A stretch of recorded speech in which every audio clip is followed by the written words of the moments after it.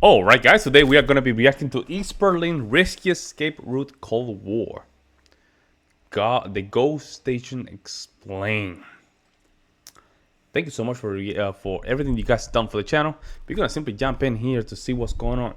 Make sure you subscribe. Let's go.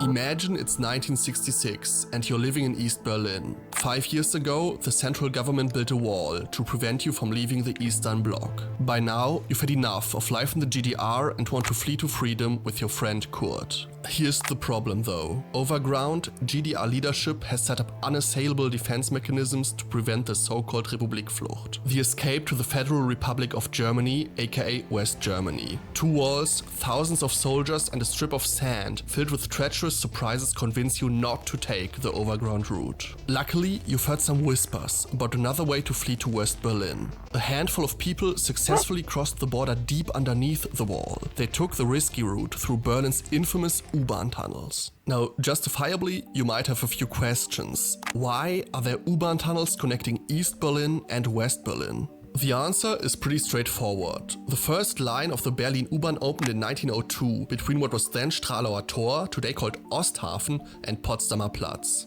Fittingly, that line largely corresponds to today's U1 line. Up until 1961, a large network of lines connecting all parts of Berlin had been created. But on the night of August 13th, the fortunes of one of the world's most impressive metro networks would rapidly change for the worse. Hours earlier on August 12th, the infamous Maron Command ordered the complete blockade of West Berlin. Leading up to 1961, 2.5 million people had fled from the GDR to West Germany, leaving the East on the brink of economic collapse. Damn. In a cloak and dagger operation, the People's Police, paramilitary groups and the military arm of the Stasi began securing what was until that very night the open border between East and West Berlin. At 1 AM, right after the Berlin U-Bahn ended its operation for the night, the East Berlin U-Bahn Control Center announced new endpoints for lines A and B of the network.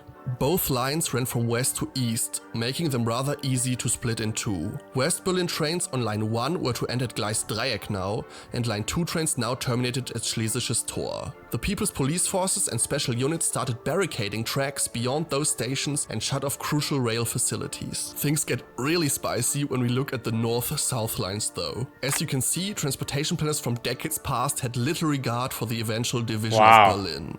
Line C's and D's endpoints are in West Berlin, but both lines run right through the eastern sector. For just a couple of hours on the morning of August 13th, a similar solution to that of lines A and B was imposed, with trains ending at the last station before the border. However, West Berlin authorities quickly realized that cutting off the city's vital north-south artery was not sustainable. The East's and West's transport authorities therefore negotiated a compromise. Lines C and D would be able to continue to operate with one obvious catch. GDR leaders weren't just going to let their citizens buy a ticket to Moritzstraße and say Auf Wiedersehen forever. Therefore, all but one station in the eastern sector were closed down, with trains not allowed to stop anymore. West Berlin trains had to pass through all East Berlin stations at slow speeds, with passengers looking out at the creepy and dimly lit stations. Why? That very sight inspired a new original But German. why? What was the purpose of it?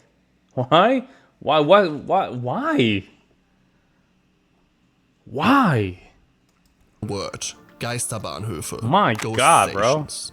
What most passengers on those trains did not realize, their transit underneath East Berlin was a lot more dangerous than they could have ever imagined. To prevent anyone from escaping the east through the U-Bahn tunnels, all emergency exits had been sealed with bricks. Now keep in mind that the trains in use back then were pre-World War II models. Models which had a much higher chance of catastrophic fires breaking out due to inflammable parts than today's rail stock.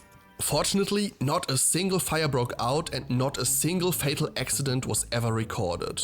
One reason for this was that the West Berlin Transport Authority no longer allowed trains with even the slightest damage to pass through the East Berlin tunnels. Stopping in the eastern sector was to be avoided at all costs. Wow. In the rare case where that would be inevitable, drivers were not allowed to get off the train. Being mistaken for escapees by transport police and border guards in the tunnels would have been incredibly dangerous. The only thing that would have somewhat de-escalated those situations, unlike at all other parts of the border, guards were not allowed to shoot at sight inside the tunnels, with GDR leadership citing the risk of ricocheting bullets as the sole reason for the restrained use of force.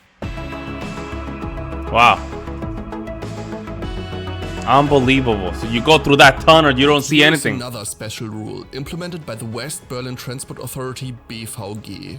If you were wanted by East Berlin police forces for whatever reason and ended up on U-Bahn line C or D and forgot to get off at the last station before the border, there was still a way out.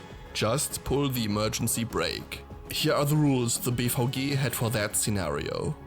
In the event that the emergency brake is applied by a passenger after departure from the last station in the West sector, and the train still comes to a stop along its entire length in West Berlin, it must be ascertained whether the reason for the application of the emergency brake could be the unintended transit journey through the eastern sector.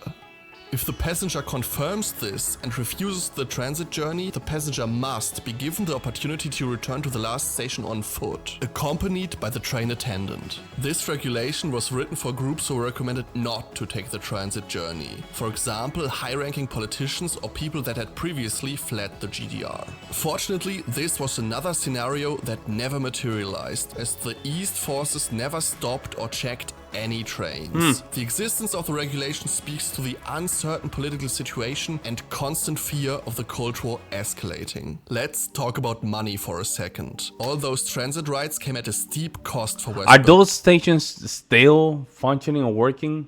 Let me know in the comment section below. I would love to know. Are those still working? The BVG was using exactly 7,921 meters of track that were controlled and maintained by the BVB. In tough negotiations, the BVB made sure the rich West would send them a good chunk of valuable D-Mark. Inflation adjusted for today, the BVG paid about 4.5 million euro per year to use the tracks starting in 1961, with that amount being raised every year from the year 1970 onwards. In 1989, the BVG ended up paying one last ginormous bill of almost 12.5 million euros for that year. That would be more than 34,000 euro per day of operations and 43 euros and 15 cents per meter per day. Let's finally get back to the escape of Kurt from the beginning of the video. Thank you, by the way, for watching until now. I do know that my voiceovers need a lot more work, but No, man, you're doing good. You do good. Your voice is pretty good. You know how to apologize. why I appreciate so much that you're still watching at this point. Let's continue. Kurt B. and Dieter K. tried to escape the east on the night of October 3rd, 1966. First, they broke into the closed-down U-Bahn Station Schmidtstraße. They broke through the walled-up entrance and destroyed a rolling grill and other barriers. All in all, it took them 4 days and nights to finally reach the tracks, which speaks to how heavily barricaded and secured the ghost stations really were. Wow. Finally, on the tracks of Line D, they made their way south towards Moritzplatz. About 100 meters away from the underground border, Kurt and Dieter unknowingly stepped on a footboard on the tracks that was equipped with a signal contact and triggered an alarm. 2 groups of border guards stationed at nearby Heinrich-Heine-Straße came sprinting after them. Both Kurt and Dieter were captured a mere 25 meters away from the border. They were sentenced to multiple years of prison time. Damn. This right here is where they would have crossed the border to freedom had they just been a tiny bit luckier. The end of Berlin ghost stations came with the peaceful revolution of 1989 and German reunification. That's In the crazy. days after the German people regained their freedom to travel from east to west and west to east, the border crossing at Friedrichstraße was completely overloaded. Planners quickly chose Janowitzbrücke to be the first ghost station to be reopened.